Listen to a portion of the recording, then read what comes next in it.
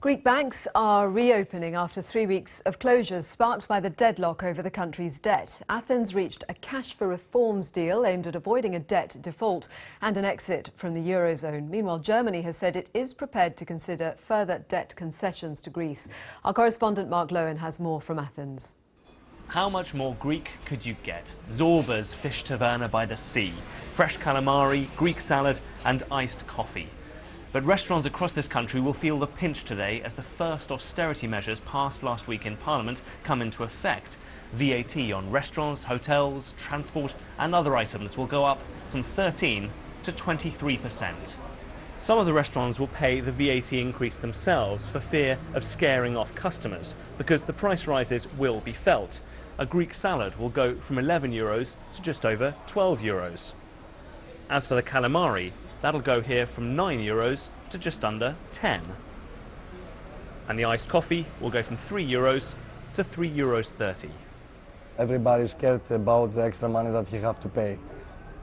So we think that the Greeks every year will be less and less. That's especially for the small business, for the small restaurants, family business, it's destroyed. Many of them will be closed. Other changes will come further down the line. Corporate tax will go from 26% to 28%.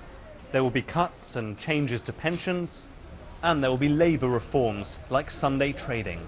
The aim of all the reforms is to generate €12 billion in savings and open the way for the third bailout. But for those affected, it'll be hard to swallow. They hope that the old Greek way of life will still survive. Kalliorexi.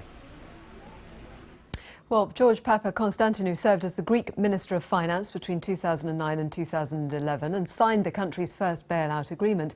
He joins us via webcam from Athens. Thanks very much for joining us. Well, the measures aren't popular, but is there any other way? Not really. The measures that were passed last week, the measures that have to be passed by Parliament on Wednesday, that's a second big test for the government, are necessary to not even to sign the deal, but to open the negotiations of the new deal for the financing of over €80 billion to keep the country going. What impact do you think these measures will have? Well, unfortunately, given the way things have gone in the last 5-6 months, what was initially going to be a year in which the economy would grow after 6 years, and it would grow by about 3%, we will now have a recession for between 3 and 4% fall in GDP. So people will feel that there's no way out of this. That is unfortunate. Of course, the alternative would have been bankruptcy and even a bigger fall in GDP and much higher unemployment. So do you think it is right that Greece stays in the Eurozone, whatever the cost?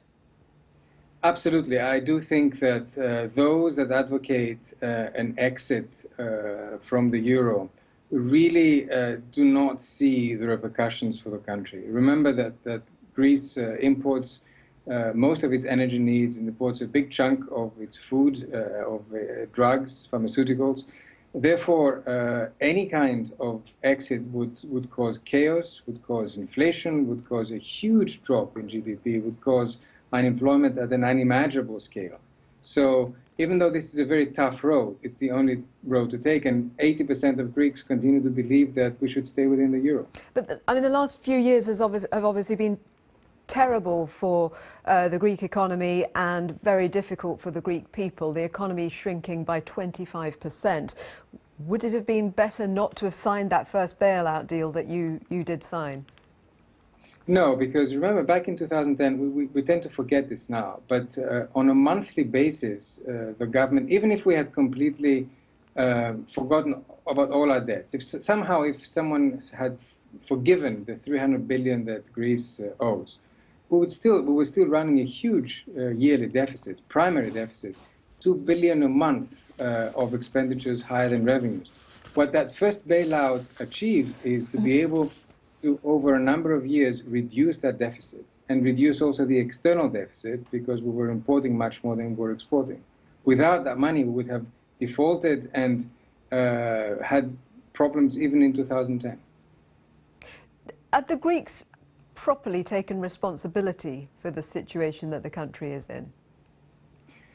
Well, that's a very good question. I think what we've seen in the last 5 years has been a populist wave which swept over the country. There were many parties on the right and on the left, including Syriza and even New Democracy, the Conservative Party at some point, that were claiming that there were easy solutions. They were claiming that we could have avoided all this. Well, we could have if we had not brought the economy to where it was in 2009 with the huge deficits, if the country was not living beyond its means, but it was. So it was a painful and continues to be a very painful adjustment, in some ways more painful than it could have been if there were some different choices, but on the margins. Overall, there was no other choice than what we lived through.